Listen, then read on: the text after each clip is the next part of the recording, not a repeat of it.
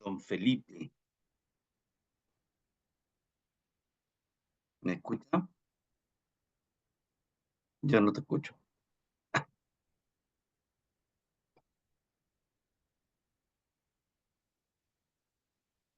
No te escucho nada.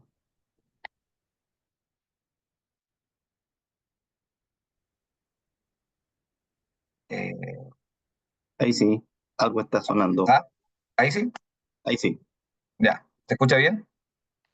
sí, súper bien. Ya, Estoy ascendiendo a panelista Mauricio Reyes, por si acaso, ya. aunque no sé si funciona. ¿Y hay gente? Ahí, si miras abajo, dice participantes. Está Cristian Jaque, Cristian Sierra, Cristóbal Gómez, Edgardo Arriola, 1, Elsa Frit, 2, Juan Ramírez, Luis Merville, Marcela Concha, Mauricio Reyes y Mauricio Sandoval.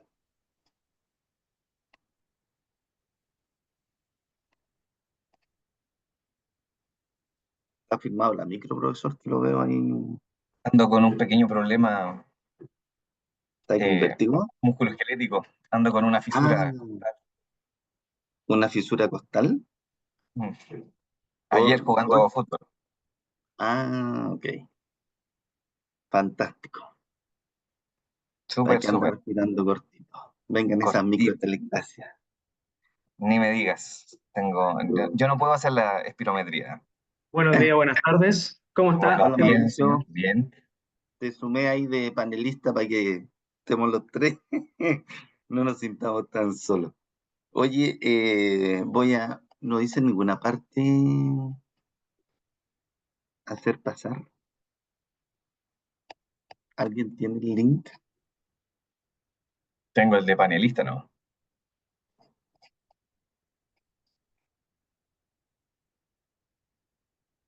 ¿Será que nos están escuchando ya? Perdón, estaba con el micrófono cerrado. Tenemos como 4 personas externas. Sí, es que a lo mejor alguien apretó eh,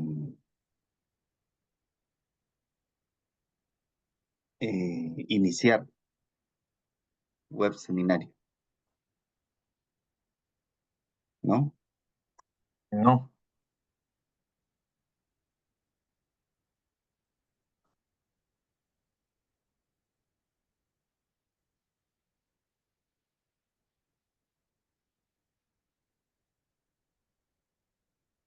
A ver, vamos a preguntar por internet.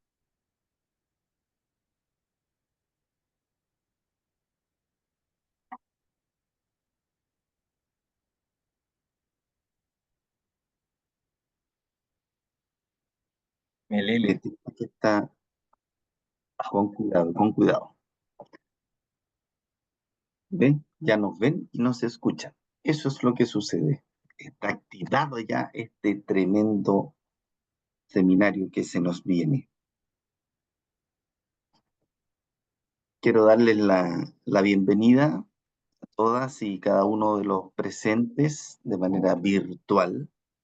En particular, saludar a Felipe Villanueva, que pese a que está policontuso, está con nosotros aquí para presentarnos una de sus capacidades y habilidades que tiene desde el punto de vista disciplinar y que se asocia significativamente con lo que vamos a ver en uno de los módulos de el diplomado en fisiología humana con enfoque y orientación clínica.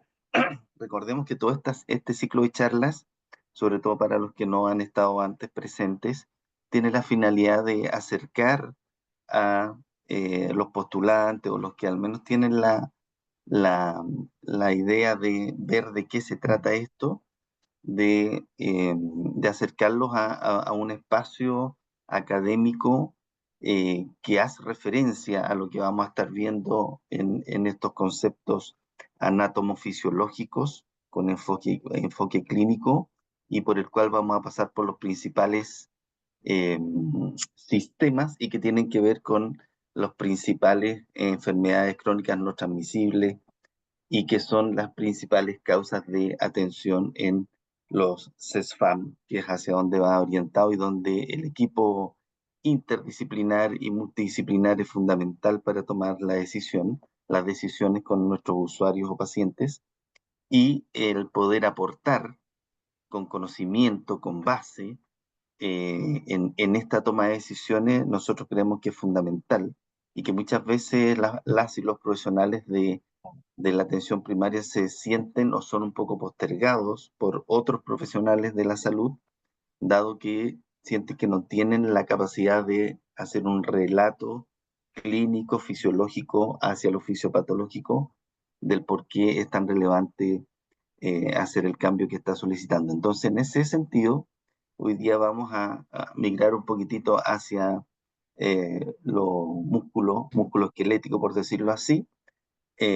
Felipe nos va a hacer una presentación que tiene mucho que ver sobre todo con los prácticos que vamos a tener en este diplomado. Recordar que este diplomado tiene un formato de clases sincrónicas los días jueves, a distancia, por tanto, y una vez en cada una eh, de las unidades vamos a tener una actividad práctica. Entonces, lo que les solicito es que en el panel de abajo dice preguntas y respuestas. Cualquier duda, consulta, comentario que tengan mientras Felipe está desarrollando su presentación, por favor anótenla ahí sin ninguna dificultad. Para eso estamos, para aportar y para apoyar en resolver sus dudas sobre este diplomado y en particular sobre el tema que vamos a revisar hoy. Así que agradecido, Felipe, y por favor, toda suya ahí el escenario. Muchas gracias, Esteban. Voy a compartir la presentación y por favor me pueden eh, corroborar si ven la presentación. Bien. Eh, Primero que todo, muchas gracias por la invitación. Para comenzar, quiero decir que esta va a ser una presentación que no busca tratar temas en profundidad, sino que vamos a hacer un recorrido, y tal como lo menciona Esteban, de la importancia que tiene la fisiología para las intervenciones. De hecho, creo que todos estamos claros que el fundamento para cualquier intervención clínica viene a través de estas sólidas bases que tenemos que conocer. Entonces vamos a dar un paseo en algunas funciones del músculo esquelético principalmente, y algunas implicancias y cómo se han ido desarrollando algunas técnicas de intervención. Bueno, pero tenemos que hablar del por qué estudiarla, y tiene relación con las funciones que tiene el músculo esquelético. Un tejido contráctil que nos permite la locomoción, ¿cierto? A través de el desarrollo de tensión, que es lo que hace mediante el acortamiento o el alargamiento. Como vamos a ver, tenemos dos tipos de contracciones principales, ¿ya? También un tejido metabólico, o sea, el músculo es un tejido muy dinámico y a su vez tiene señalizaciones, o sea, ya estamos hablando de tejido endocrino, lo que le da una relevancia importante también en el desarrollo y en el tratamiento de muchas patologías metabólicas. O sea, va a ser target de nuestras intervenciones. Como vemos aquí, este es un mapa, ¿cierto?, de algunas de las señalizaciones que tienen que ver con factores angiogénicos, cambios en el metabolismo del uso de lípidos, ¿cierto? También regulación a través de, por ejemplo, las conductas del apetito, la regulación de la insulina, o sea, todo lo que tiene que ver con esta maquinaria metabólica junto con el metabolismo basal. Pero nosotros nos vamos a referir en esta charla a la función como tejido contráctil, porque si desarrolláramos todos los temas deberíamos hacer un módulo gigante, y la idea es hacer esta invitación y esta aproximación a la fisiología. Y para eso tenemos que empezar a hablar de la estructura, ¿cierto? Que tenemos el músculo, tenemos los fascículos, ya que están rodeados por distintos tejidos, y estos tejidos son de vital importancia, ¿ya? Entonces vamos a tener los músculos, los fascículos, la fibra muscular, ya que en sí, ¿cierto? Eh, Están compuestos de miofibrilla y la unidad funcional que es el sarcómero. Aquí, hasta aquí nada nuevo, solo podemos observar acá, voy a poner el puntero, ¿cierto? En esta imagen, cómo se distribuyen estas capas. Y estas capas tienen mucha relación con la transmisión de fuerza, porque nosotros eh, tenemos algunos conocimientos, ¿cierto?, que la transmisión de fuerza es en serie y en paralelo. y la transmisión en serie a través del mismo sarcómero y en paralelo se da a través de estos tejidos. Y es súper importante porque tenemos patologías como por ejemplo Duchenne's, en donde las proteínas de anclaje son las que se ven afectadas y por eso pierden la capacidad de desarrollo de fuerza. Entonces, en parte estamos perdiendo, ya estamos teniendo una alteración estructural que nos altera la función y a la larga nos termina, ¿cierto?, generando una impotencia funcional importante. Y acá tenemos la estructura del sarcómero. Como les dije, es la unidad funcional. Nosotros podemos distinguir algunas bandas ¿ya? De tejido porque el músculo es un tejido heterogéneo. ¿Ya? Tiene distintas capas y en esto podemos observar, por ejemplo, los filamentos gruesos de miosina, podemos ver estos filamentos delgados de actina y también acá en verde una proteína muy importante con el desarrollo de tensión, que es la titina, que la titina en sí es un mundo aparte, ¿ya? Y hay muchos debates porque algunos lo llaman que es una proteína contráctil, otros que no es contráctil. ¿Por qué? Porque suele, o sea, tiene una reacción a la presencia de calcio, ¿ya? Entonces, para algunos es contráctil, para otros no es contráctil, pero todos estos elementos son los que van a empezar a generar la tensión y la fuerza muscular. Aquí tenemos otra imagen, ¿cierto? En donde podemos ver que si hacemos cortes en distintas zonas del sarcómero, vamos a ver estas zonas de solo actina, solo miosina o ambas, ya mezcladas debido a estos heterogéneos. Y como también conocemos, estos sarcómeros tienen la posibilidad, ¿cierto?, de acortarse o estirarse. Y ahí es donde está el desarrollo de fuerza.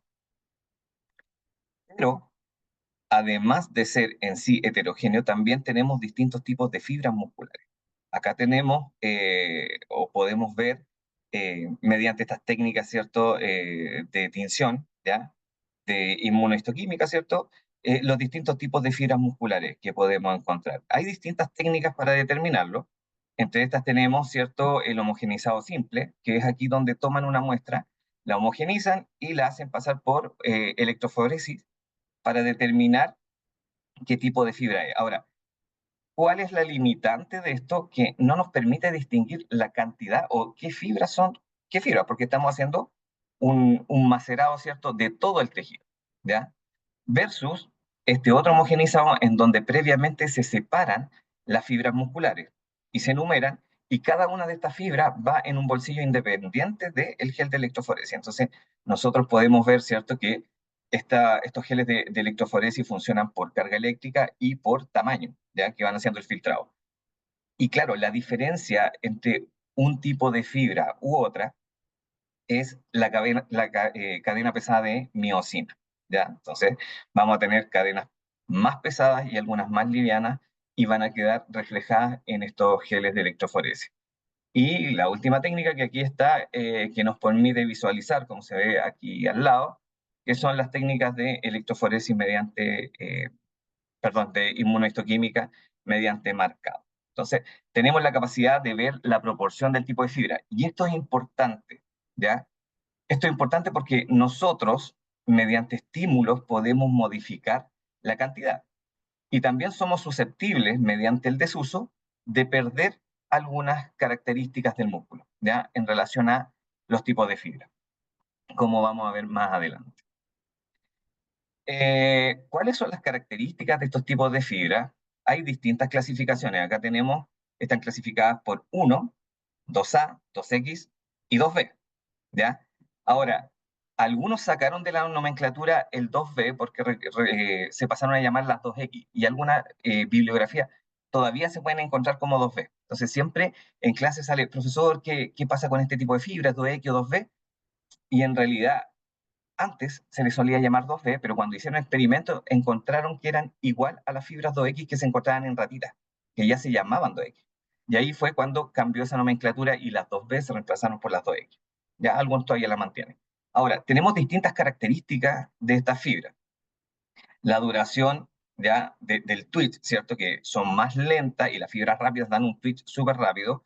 La velocidad de acortamiento, que las fibras tipo 1 son muy lentas de acortamiento, pero eso nos va a dar la característica de resistencia a la fatiga, versus que las más rápidas, ¿ya?, generan a velocidad de cortamiento muy altas, pero son susceptibles a la fatiga. Y eso tiene que ver también con su sustrato energético, ¿ya? Y ahí es donde entran los conceptos de potencia y capacidad energética. El área de sección transversal, las fibras tipo 1 tienen áreas de sección transversal pequeñas, mientras que las fibras rápidas, las OX, ¿cierto?, tienen áreas de sección transversales más grandes. Y esto es clave de nuevo, porque nosotros cuando estamos sometidos al desuso y al envejecimiento, las fibras que más perdemos son las fibras rápidas. Y ahí es cuando podemos observar estos procesos de sarcopenia que aparecen tan fuertes, porque estamos perdiendo las fibras tipo 2, ¿ya? El metabolismo. Si vamos a volver a retomar este concepto de capacidad y potencia energética, ¿ya? Porque las fibras tipo 1 que son lentas y tienen gran resistencia a la fatiga, necesitan un sustrato energético que dure mucho, ¿ya? Y por eso su metabolismo va a ser oxidativo, ¿ya? Entonces van a obtener la energía principalmente de las reacciones que van a ocurrir dentro de la mitocondria, ¿ya?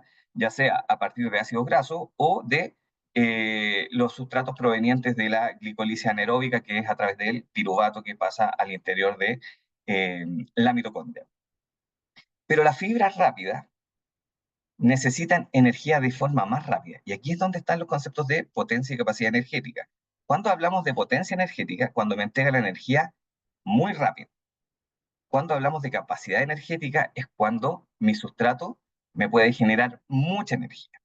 Si lo vemos desde este punto, va a depender también del número de carbonos que tengan y el proceso o el número de reacciones que tengan. Entonces, si yo comparo una glucosa con un ácido graso, la diferencia de carbono es tremenda. Entonces, a través de una glucosa metabolizada completamente, podemos obtener, dependiendo de qué vías se consideren, entre 37 y 38 ATP, versus 136, 140, dependiendo del ácido graso que tengamos. Entonces, de un ácido graso podemos sacar mucho ATP, pero las reacciones que se necesitan para obtener ese ATP son muchas. Por lo tanto, tengo mucha energía, pero la entrega de forma muy lenta. Y así decimos que los ácidos grasos tienen una baja potencia, pero una alta capacidad energética. Y ese es el sustrato de las 1. Versus las 2, que obtengo mediante la vía anaeróbica en el citoplasma, ¿cierto? Eh, a través de un par de reacciones energéticas. ¿Cuál es el problema de esto? Que mi sustrato energético se acaba rápido. Y ese metabolismo tiene relación con la resistencia a la fatiga y la fatiga temprana que sufren las fibras rápidas. Y entonces, acá pasamos a la otra columna donde nos dice resistencia, ¿ya? Las fibras lentas tienen una alta resistencia que está relacionado con su metabolismo, mientras que las fibras 2, las más rápidas, tienen una baja resistencia, ¿ya? Y eficiencia energética, como son resistentes a la fatiga, tienen una mejor eficiencia energética. Entonces vamos viendo características eh, distintivas entre las fibras que componen un mismo músculo, ¿ya?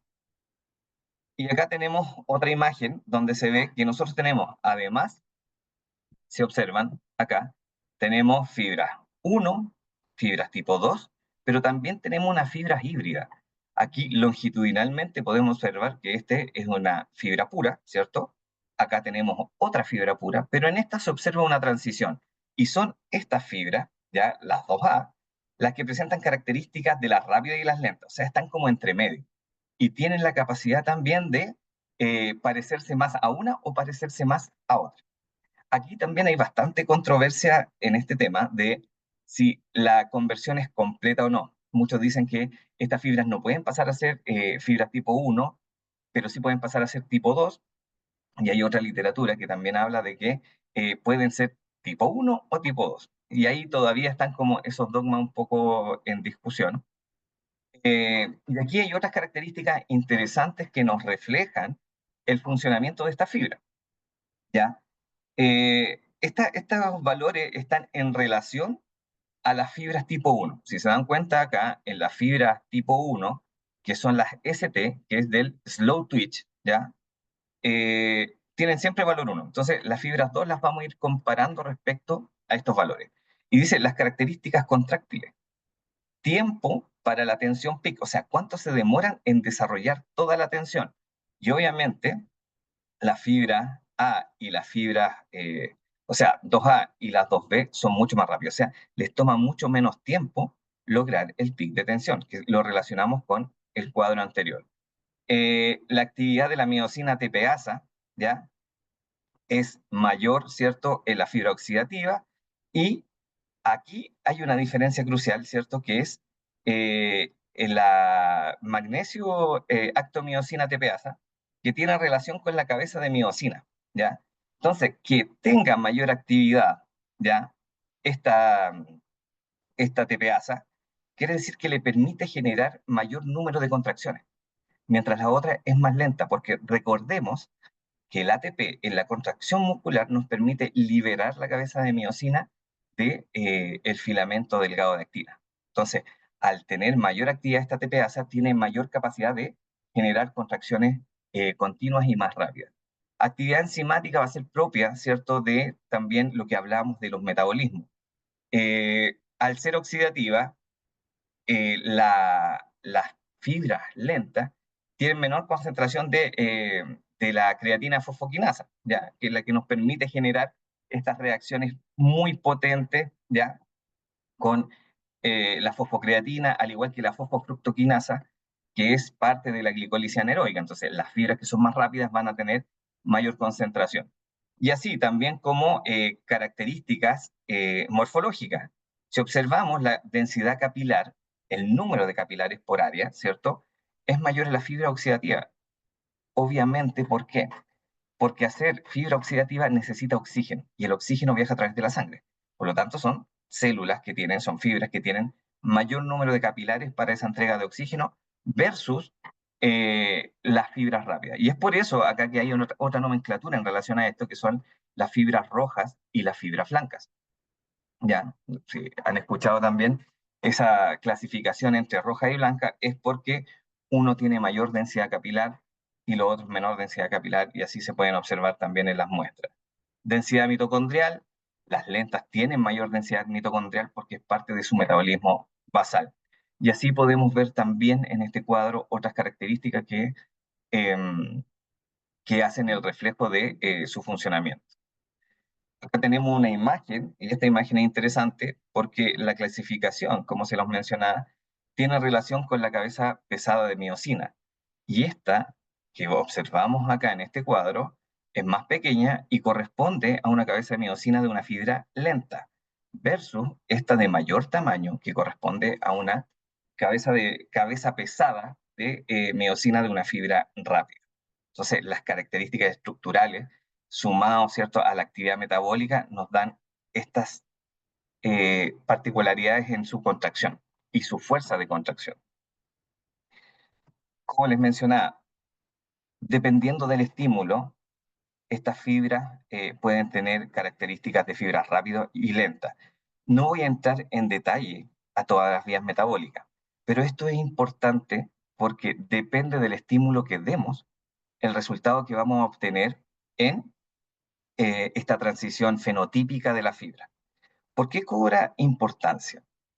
Porque nosotros nos vemos sometidos o trabajamos mucho con patologías metabólicas, en donde la oxidación de lípidos, ya el uso de lípidos, es importante para mantener, ¿cierto?, este funcionamiento metabólico correcto.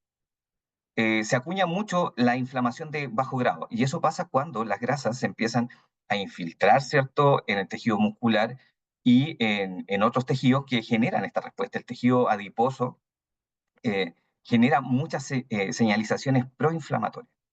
Entonces, lo que uno puede hacer mediante estímulos correctos en el tejido muscular es aumentar, ¿cierto?, el metabolismo lipídico, ¿ya?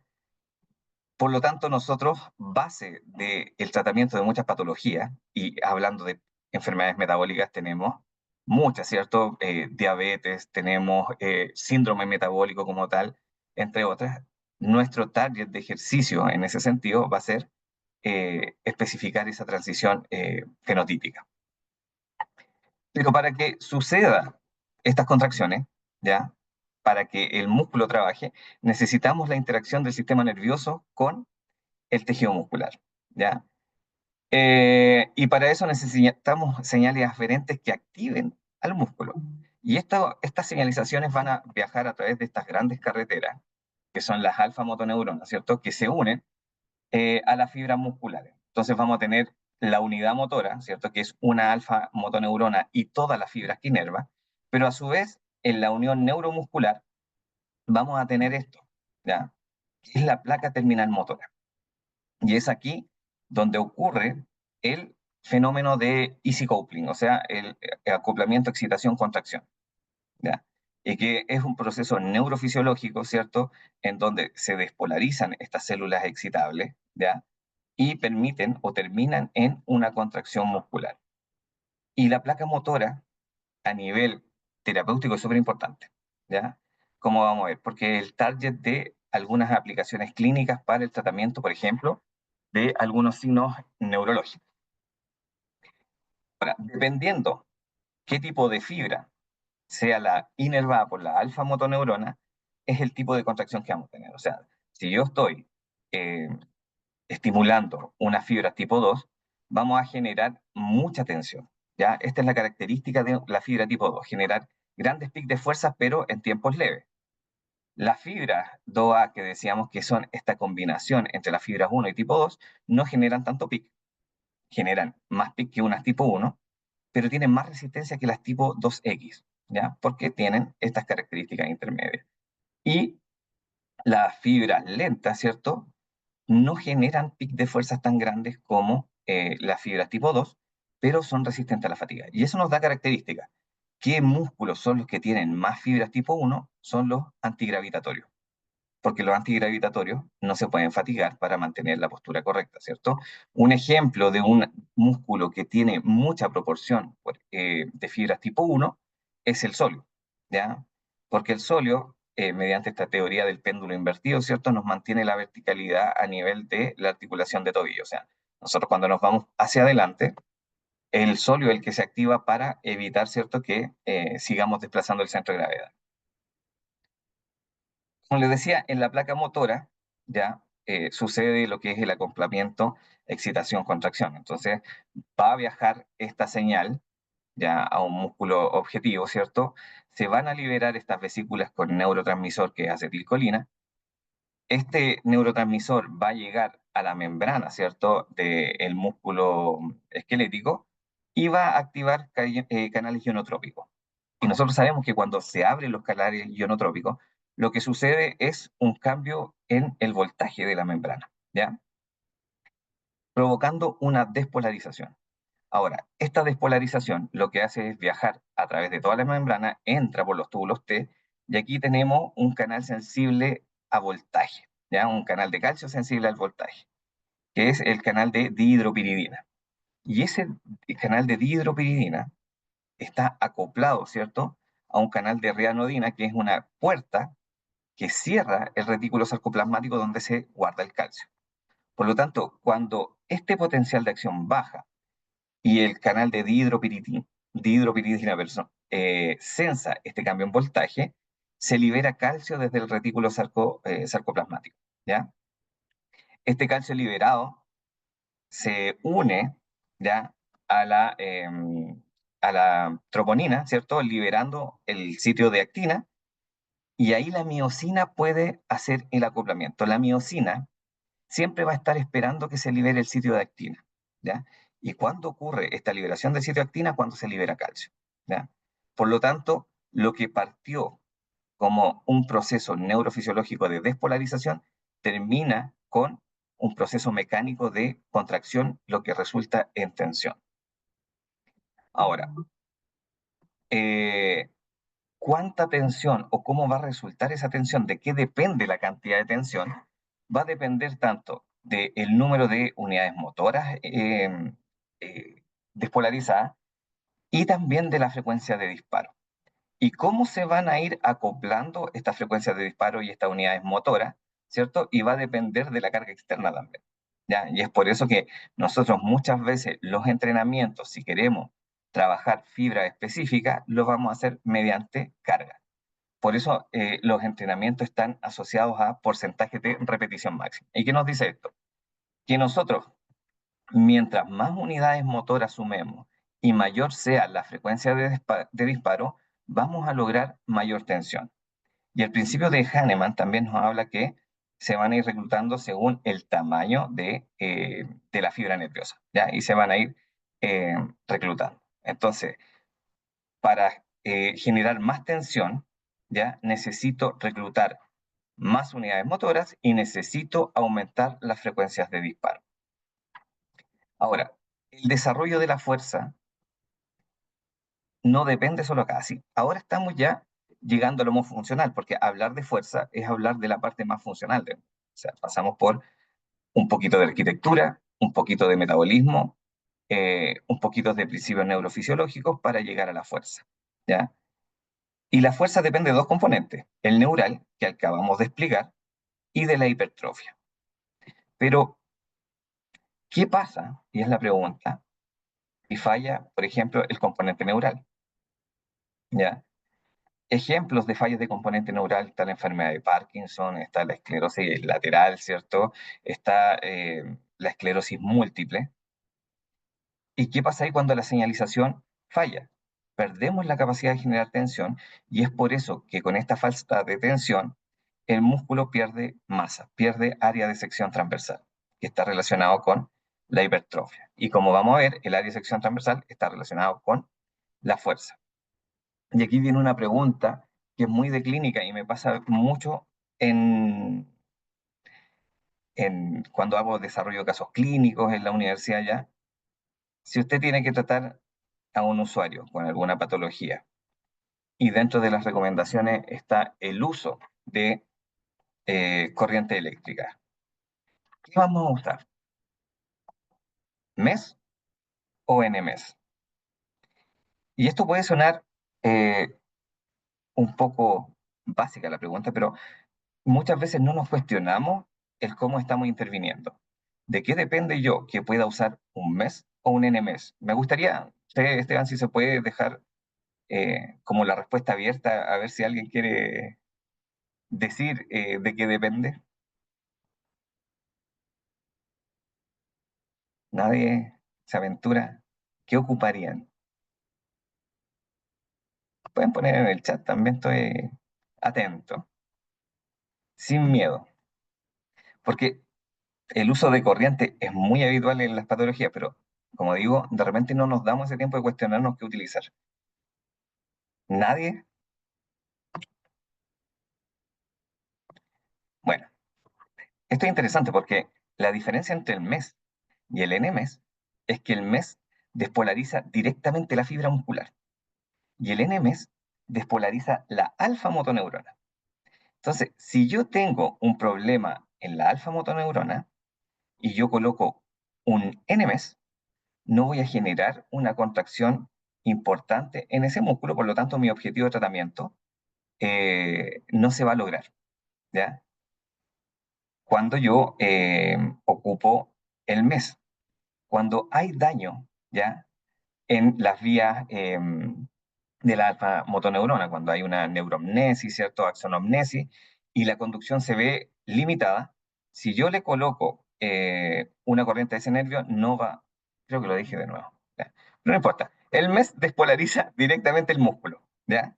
Cuando hay lesión nerviosa, y para eso nosotros hacemos un examen de electroconducción. Si el nervio está malo, vamos a usar MES. Si el nervio está bueno y conduce, vamos a ocupar NMES porque vamos a despolarizar el nervio. Y esto lo digo de verdad porque lo he visto en la práctica clínica habitualmente, utilizar más las corrientes, ¿ya? Y no lograr los objetivos que se quieren. Y por otro lado, ¿cómo intervenir algunos de los signos? Yo les decía, hay cosas súper importantes, como por ejemplo el temblor, la distonía, la espasticidad, la cialorrea. Y se está usando ya desde hace mucho tiempo en realidad, y la literatura ahí igual varía un poco y tiene una explicación el por qué, es intervenir la placa motora.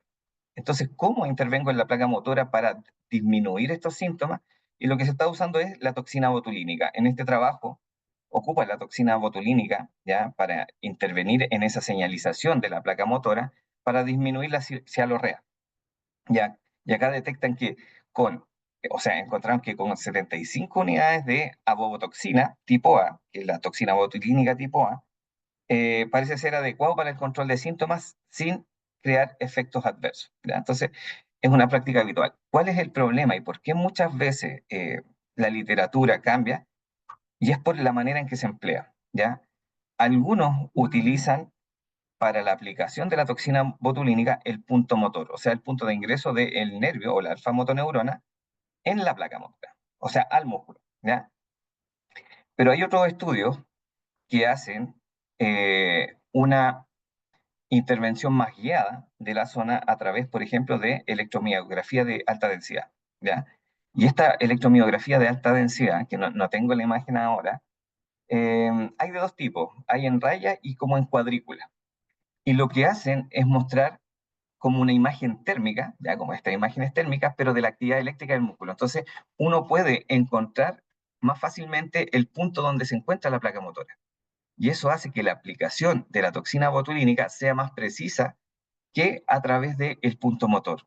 Porque como tenemos variabilidad anatómica, no siempre la placa motora se va a encontrar a la misma altura del punto motor. Y por eso están usando este tipo de intervenciones guiadas. Y ahí es donde podemos encontrar diferencias en la efectividad de este tratamiento entre algunas investigaciones y otras, ya que es un tema no menor. Entonces, conociendo esto, ya estamos haciendo intervenciones clínicas. Con la hipertrofia, yo les decía, el área de sección transversal. Y el área de sección transversal tiene relación con la fuerza, ¿ya? Entonces, la fuerza es el resultado de la acción neural con la hipertrofia. Y acá podemos observar que gracias, o sea, producto de la acción hormonal, los hombres poseen mayor área de sección transversal que las mujeres. Y es por eso también que, además del componente neural, los hombres pueden desarrollar más fuerza por la mayor área de sección transversal. Pero, ¿qué pasa, por ejemplo, cuando tenemos, en este ejemplo, le estoy colocando una falla cardíaca, ¿ya? Y este ejemplo de la falla cardíaca la podemos utilizar con muchas patologías. ¿Por qué? Porque la falla cardíaca, ¿qué nos está generando? Disnea, fatiga, ¿ya? Intolerancia al ejercicio, ¿ya? Insulinoresistencia, pero no es la única patología que nos genera esto. Si nosotros vemos, por ejemplo, personas con fibromialgia, EPOC, tienen los mismos síntomas, ¿ya? Y signos muy parecidos. Por lo tanto, en todo este grupo vamos a generar lo mismo. Cambio en el estrés oxidativo, esta inflamación de bajo grado que les mencionaba que hace interferencia en las señalizaciones, eh, también pérdida de masa muscular por anorexia, ¿cierto? Y ahí es donde estamos con esta pérdida de masa muscular importante, ¿ya? Pero aunque nosotros no nos enfermemos, producto del envejecimiento, también vamos perdiendo masa muscular. Y esto es lo crítico. ¿Y por qué es lo crítico? Porque lo que perdemos son las fibras rápidas. Y en este ejemplo lo podemos observar. O sea, aquí la misma imagen nos va mostrando cómo una persona de 25 años versus una de 61 y una de 82 van cambiando su composición muscular. Como podemos ver, acá este músculo se ve bastante sano, pero este cada vez se ve más infiltrado por grasa. Y estas grasas son las que van alterando las señalizaciones y van generando, por ejemplo, la insulinoresistencia, ¿ya? Y en esta otra foto podemos ver cómo estas fibras tipo 2, ¿ya? 2X, van perdiendo tamaño. Evidenciado también acá por el gráfico, que observamos cómo el tamaño de las fibras musculares tipo 1, si bien disminuye, no es significativo, pero las fibras tipo 2 sí es bastante significativo. Bien, seguimos hablando de estructura, pero ¿cómo nos repercute esto? Les dije, uno es que tengamos una patología, dos es el envejecimiento. Y producto del envejecimiento, ¿ya? Naturalmente, decrece el número de fibras y el tamaño de las fibras tipo 2.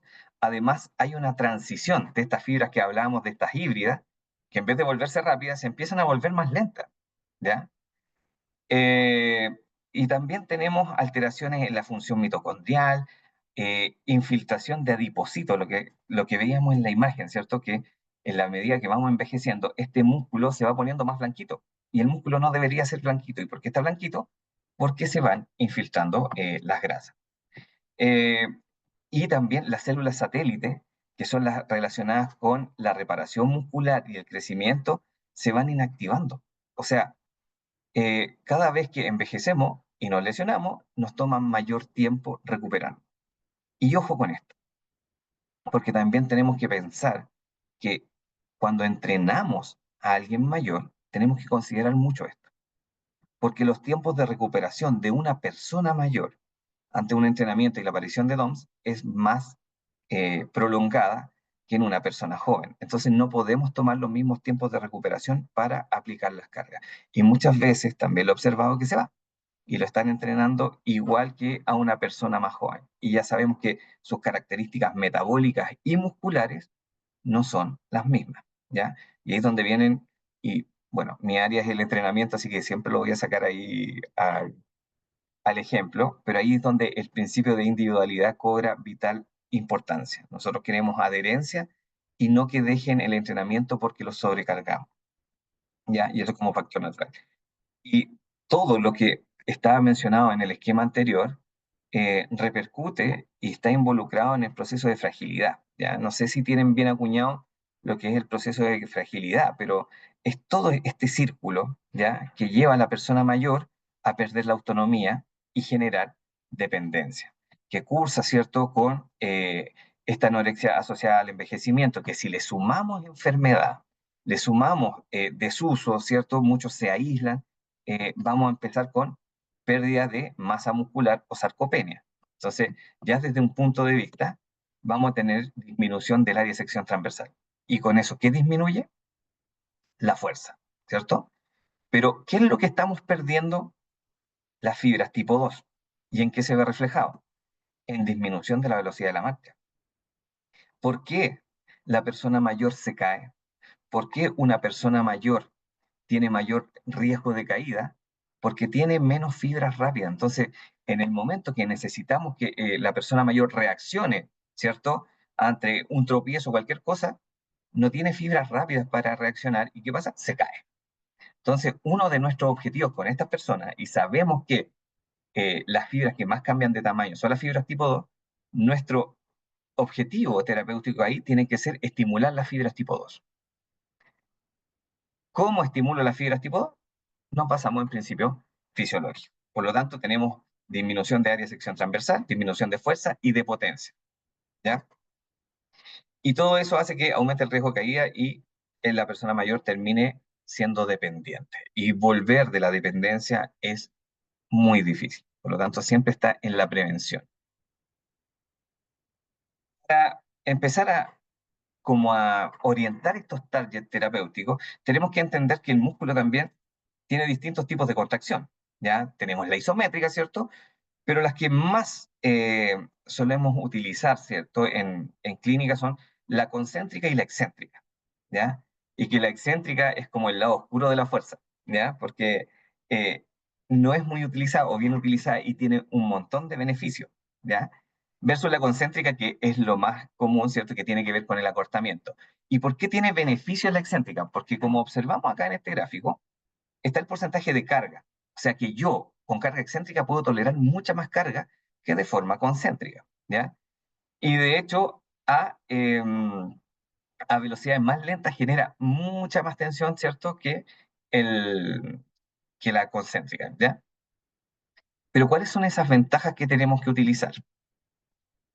Observando estos gráficos, en donde se observa la contracción concéntrica versus la excéntrica, y aquí tomé dos valores que nos van a servir de orientación para aplicación clínica, que es el menor consumo de oxígeno, ¿cierto? Y menor frecuencia cardíaca.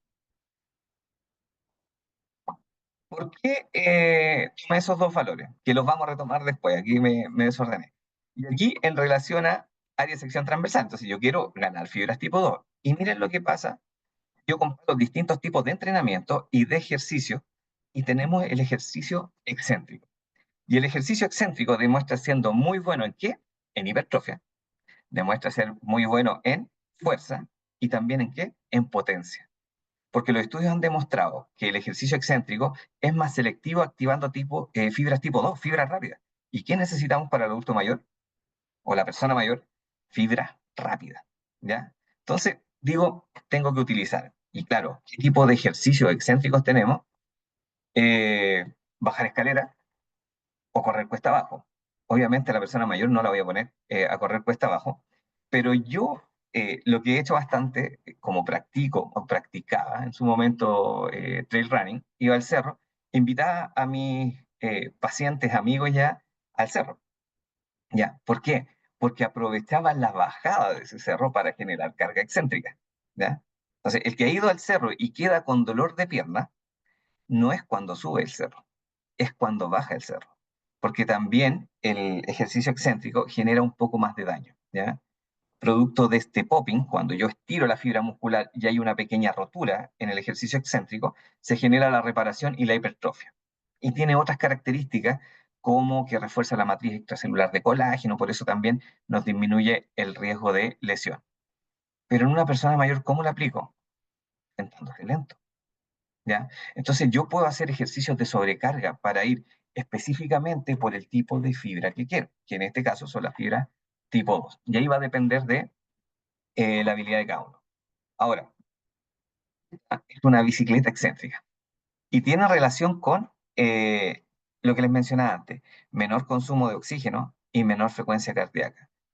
¿Qué tipo de personas se verán beneficiadas con una bicicleta excéntrica? Esta bici excéntrica tiene un motor que pedalea hacia atrás, ¿ya? Y lo que hace el usuario es poner los pies y desacelerar este motor.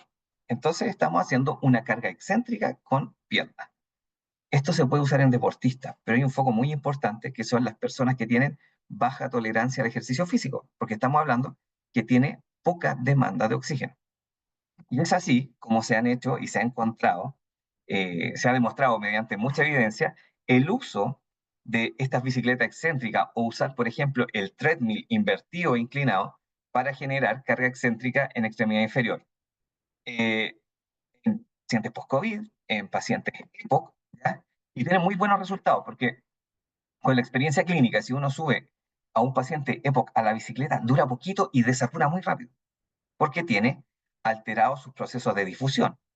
Pero como la bicicleta, como el ejercicio excéntrico tiene una baja demanda de oxígeno, suelen durar mucho más tiempo en estas bicicletas y tenemos el beneficio de ir activando las fibras tipo 2. Entonces, a partir del conocimiento de cómo el ejercicio excéntrico afecta metabólicamente y estructuralmente al músculo, lo usamos como herramienta terapéutica y ha tenido grandes resultados en estos pacientes. Pero acá tengo otro ejemplo, ¿ya? Porque estamos buscando, perdón, ahí sí, estamos buscando mejorar las fibras tipo 2 en persona mayor, ¿cierto?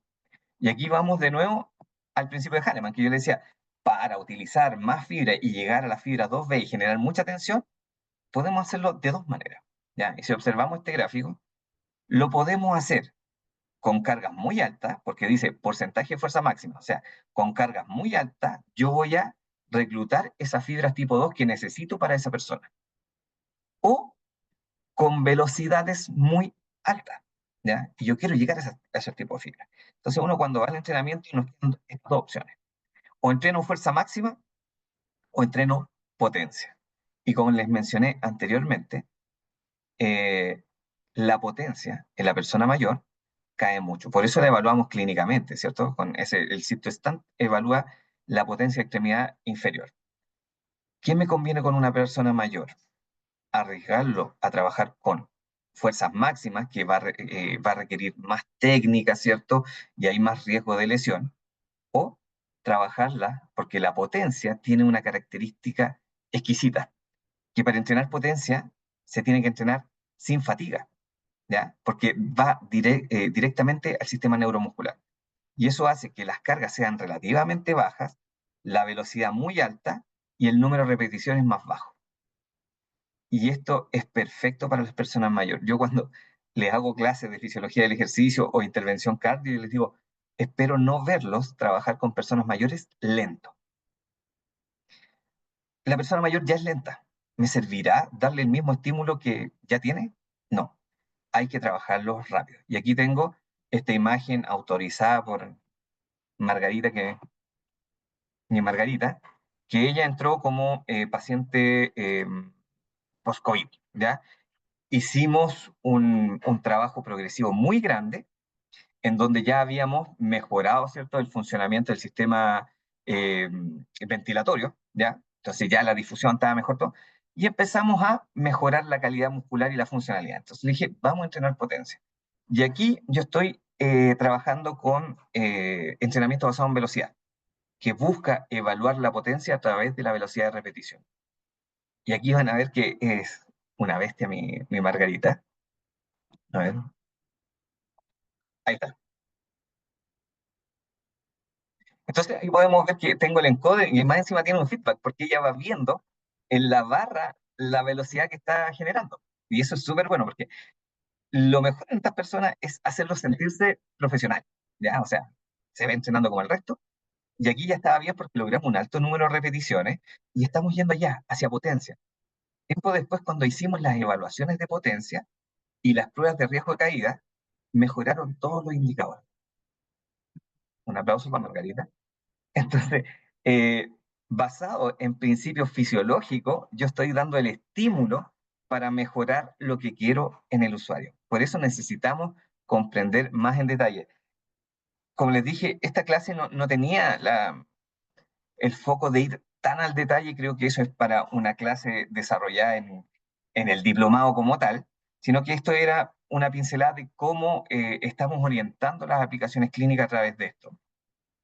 Que estudiar la fisiología muscular para ir cerrando un poco, no porque lo puedo llevar al rendimiento, y es el estímulo que damos y que hacemos en fisiología del ejercicio, ¿cierto? Pero otro, ya estamos viendo los beneficios en salud. De hecho, aquí solo nos dedicamos a hablar en esta parte de lo que era como rendimiento motor. Y en este cuadro tengo todos los beneficios metabólicos que tienen que ver con la mejora de calidad de vida. O sea, en esta charla tocamos una pequeña parte de lo que es la fisiología muscular con pequeños beneficios y nos falta todo esto. O sea, solo como tejido contráctil, pero ¿qué pasa con el metabólico y la función endocrina? Y eso ya es tema para desarrollar porque ahí nos darían 3 horas de charla y creo que no era el foco, sino que invitarlos a aprender, a unirse a este mundo de la fisiología para mejorar nuestra práctica clínica. Así que eso, muchas gracias. Dejar de compartir. No, muchas gracias a ti. Primero que todo, Felipe, por la presentación. Tenemos ahí algunas preguntas. Eh, Vamos por parte, dijémoslo ahí. Preguntan, ¿NMES significa neuromuscular? Exacto. Esa es la diferencia entre el MES y el NMES. El NMES, yo lo que estoy estimulando es la alfa motoneurona, por lo tanto, las configuraciones del equipo van, los anchos de pulso y todo lo que uno manipula, es para estimular una fibra nerviosa. En cambio, el MES es cuando tenemos daño de nervio periférico, y eso se puede corroborar con los estudios de neuroconducción, o también aplicando, ¿cierto? Eh, los equipos tienen algunos niveles para evaluar a través de la reobase y la clonaxia, que se habla, que cuando esos valores están alterados es porque hay una interrupción de la conducción. Y en ese caso ya no me sirve estimular el nervio, sino que lo que tengo que hacer es despolarizar la membrana de la fibra muscular. Entonces, ahí la configuración del equipo cambia porque tengo que aumentar los anchos de pulso, ¿ya? O sea, el tiempo de excitación que le estoy dando al tejido es mucho mayor que a una fibra nerviosa, ya que se puede excitar mucho más fácil. Entonces ahí va la diferencia entre la aplicabilidad que, como digo, la he visto de uso indiscriminado para un lado y otro, y es como, el nervio funciona así, el músculo funciona así, por lo tanto, esta es la corriente que corresponde. Perfecto. Hay una segunda consulta que es, ¿la sarcopenia solo ocurre en personas mayores? No, no. Eh, lo que pasa es que cuando nosotros estamos en presencia de cualquier enfermedad metabólica, ¿ya? Hay disminución de fibras tipo 2, ¿ya? ¿Qué es lo que pasa? Que en el ejercicio no se aprecia mucho eh, el área de sección transversal que se llama funcional, ¿ya? Porque yo puedo tener un gran diámetro de una extremidad, pero no quiere decir que todo ese diámetro sea músculo. Y eso es lo que pasa, que se empieza a infiltrar tejido dentro del músculo. Entonces, el área de sección transversal del músculo sí disminuye, pero no se aprecia porque se va infiltrando grasa. Pero ocurre en procesos de eh, inmovilidad y también cuando tenemos estas disfunciones metabólicas, ¿ya? Asociadas, por ejemplo, con diabetes. Las personas con diabetes tienen, uno hace un corte de sección transversal de esos músculos, en, por ejemplo, en una persona con diabetes de 30 años, y ese músculo se va a parecer a lo que vimos en la persona mayor de 81 años. Entonces el proceso es el mismo, el desuso, son los estímulos. Oye, voy a aprovechar de meter la cuchara ahí a propósito de lo que estás hablando. Pensando, por ejemplo, en las artrosis de cadera que son programadas para ser operadas. Y le dicen al usuario, a la persona, usted va a ser operado en 3 semanas más. ¿Es un tiempo funcional el trabajar muscularmente 3 semanas antes de la cirugía para revertir en parte esta sarcopenia o solo nos servirá como para educar al músculo de cómo contraerse cuando vuelva después de la cirugía? La prehabilitación, los programas de prehabilitación que se hacen sirven. ¿Por qué sirven? Porque igual eh, lo que, lo que sea que se haga antes va a servir más que hacer nada. Ese es un principio. ¿Y por qué? Porque a pesar de que yo no vea un aumento del área de sección transversal, acordémonos que la fuerza depende de dos factores. Uno, el componente neural, y el otro, el área de sección transversal. Pero en esas 3 semanas, si yo hago un correcto trabajo de fortalecimiento, voy a mejorar la activación de fibra, ¿ya? O sea que la parte neuromuscular mejora mucho y yo puedo ver, es como, voy a poner este ejemplo, cuando alguien va al gimnasio, ¿ya? Y siempre les tiro la broma a mi estudiante, y una persona llega, empieza en el gimnasio y rápidamente sube de fuerza, pero no necesariamente se ve con más masa muscular. ¿Y por qué ese aumento rápido de fuerza se debe al componente neuromuscular? Entonces lo que vamos a ganar en esa etapa va a ser el componente neuromuscular. Vamos a tener más conexiones, más unidades motoras, entonces sirve. Claro, no voy a cambiar el área de sección transversal, pero sí voy a mejorar la respuesta neuromuscular. Entonces sí sirve. Súper. Hay otra pregunta que hice, es un poco genérica. Dice, ¿cuánto tarda en crecer el músculo si hago ejercicio? Me apesta dar esta respuesta, pero es relativo, ¿ya? ¿Por qué es relativo? Depende del estado basal de la persona. Si es una persona sana, ¿ya? Sana, pero con conducta sedentaria, por ejemplo, inactivo físicamente, eh, inactivo físicamente y sedentario, que son cosas distintas, pero no tiene una alteración metabólica importante, podemos ver resultados a las 4 semanas, 5 semanas, resultados significativos, ¿ya? Y si el entrenamiento está bien dirigido, ¿ya? Podríamos observar cambios estructurales cuando se empiezan a marcar más las piernas, se empiezan a marcar un poquitito más los brazos. ¿Por qué cambia en la persona con alguna patología metabólica? Porque recordemos que, como lo mencionamos, hay tejido adiposo que se infiltra dentro del músculo y eso me altera las señalizaciones metabólicas del músculo. Entonces, el primer trabajo va a ser sacar ese tejido adiposo desde el interior del músculo para que vuelva el metabolismo normal y desde ahí comenzar a generar esa, ese crecimiento más allá y es un poco más lento porque el músculo metabólicamente está inestable. Entonces, se baja la activación también de las células satélite un poco y hay que reactivar todo. Y es por eso que a alguien con esa condición le cuesta mucho manejar la inflamación post-entrenamiento. O sea, un DOMS, que es este Delayed Onset Muscle Soreness, que es el dolor muscular después de la actividad, le dura mucho más tiempo que a alguien que no tiene una patología. ¿Ya? Entonces, es más lento el proceso y vamos a ver cambios más a posteriori. Lo que no quiere decir que no aumente fuerza por el neuromuscular. Vamos a pedirte, si es posible, que acote un poco más la respuesta, porque tenemos varias preguntas para que Por alcancemos y no supuesto. quitarte tanto Ya. tiempo.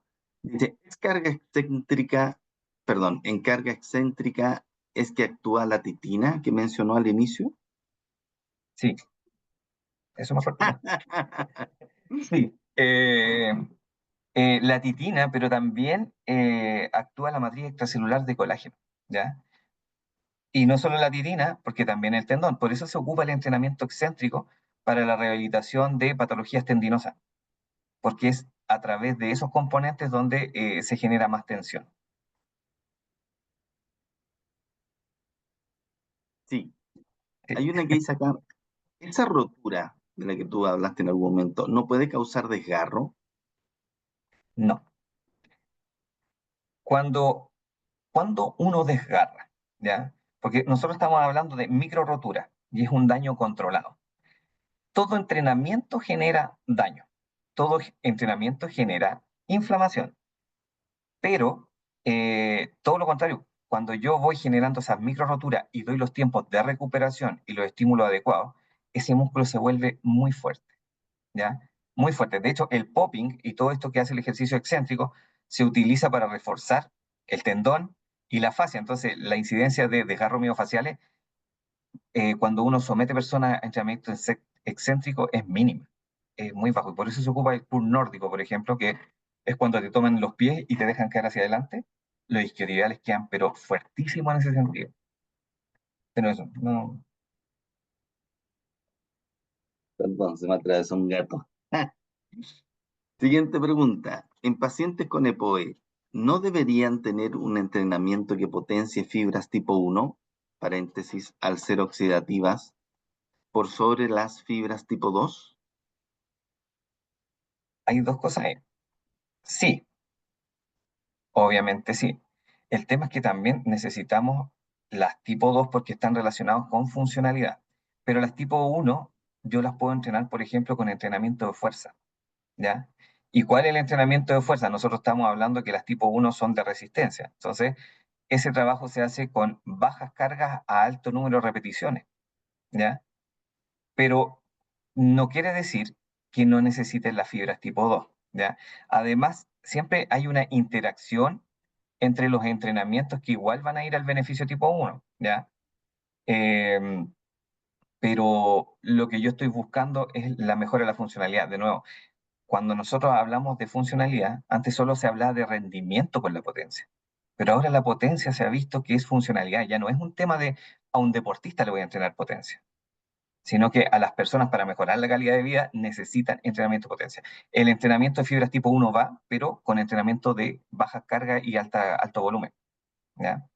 Pero para llegar a las dos, entrenamiento excéntrico. Y también mejora la capacidad cardio con eso, la resistencia, así que se han visto. Vamos a seleccionar aquí un par de preguntas porque nos quedan varias. ¿Cuál es el Uy, mejor ejercicio concéntrico, excéntrico, isométrico? Esas eran las opciones. Para activar fibras tipo 2 en adulto mayor con rango articular disminuido por patología articular con dolor. ya. Primero, para utilizar estos ejercicios se necesita una progresión. Yo mostré el final y como les dije a la Margarita, la tengo con potencia a alta carga, pero tuvimos que llegar a la potencia, ¿ya? Y eso es una evaluación que hay que hacer. Dos, si tiene poco rango y mucho dolor, voy a intentar hacer primero ejercicios más isométricos, ¿ya? Pero en paralelo se debe trabajar movilidad articular, ¿ya? Movilidad articular. Entonces tengo que reclutar con ejercicio isométrico, igual recluto un número de fibras importante, ¿ya? Pero mi objetivo, si es funcionalidad, es tratar de mejorar el rango y la fuerza dentro del rango. Entonces, son trabajos en paralelo.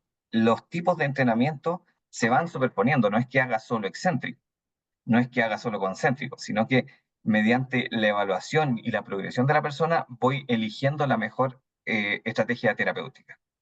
¿Quiero llegar al excéntrico? Sí. ¿Quiero el excéntrico con rango? Sí. Para eso antes tengo que trabajar un poco el rango.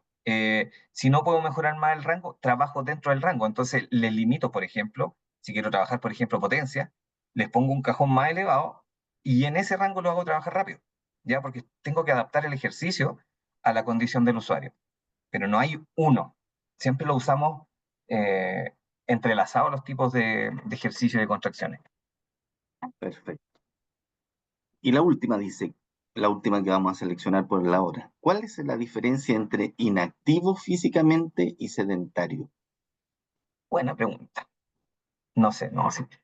El inactivo físicamente es el que no cumple las normas de la Organización Mundial de la Salud, que nos dicen que tenemos que hacer 150 minutos de actividad física a la semana de moderada intensidad o baja, o 75 minutos a la semana de intensidad vigorosa. Si yo no cumplo esas dos cosas, cualquiera de las dos, soy inactivo físicamente, ¿ya? Pero el que tiene conducta sedentaria es el que pasa más de 6 horas sentado. ¿Qué es lo que pasa? Que hay personas activas físicamente que hacen mucha actividad física, pero trabajan todo el día sentados. Entonces son activos, pero con conducta sedentaria. Y hay gente que no hace nada y son inactivos y con conducta sedentaria. Y hay gente que no hace ejercicio, pero trabaja todo el día parado.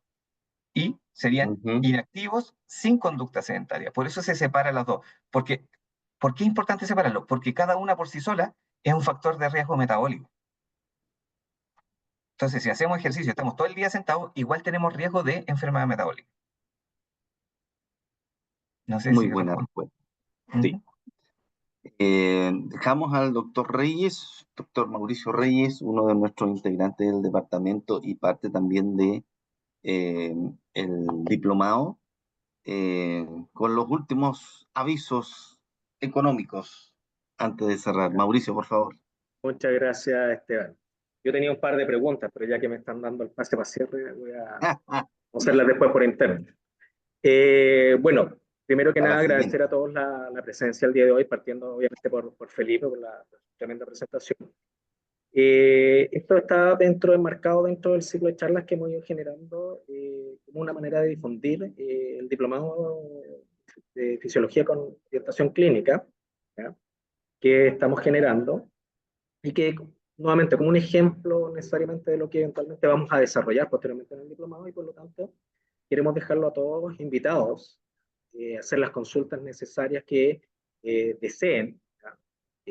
Y para esto yo les voy a dejar tanto el correo de Esteban y el correo mío para que ustedes puedan hacer consultas al respecto y que nosotros podamos aclararle todo lo que ustedes pueden tener con respecto al diplomado. Nosotros tenemos un grupo amplio de académicos y profesores, tanto de nuestra universidad como de otras universidades, de la Universidad de Chile, de la Universidad Católica, en Desarrollo, Santo Tomás, etcétera, todos con una variada experiencia tanto en el área de investigación como con aplicaciones clínicas, ¿ya?